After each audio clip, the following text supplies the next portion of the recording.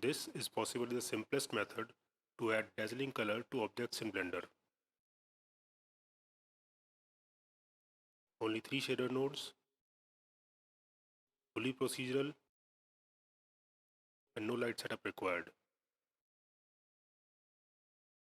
Just remember, X represents color red, Y represents green, and Z represents blue.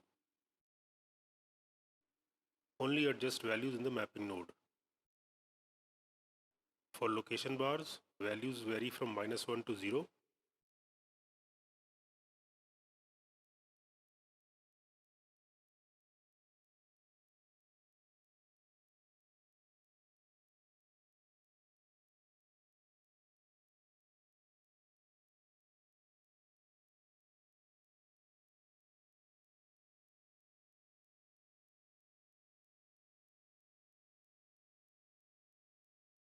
For scale, use only positive values.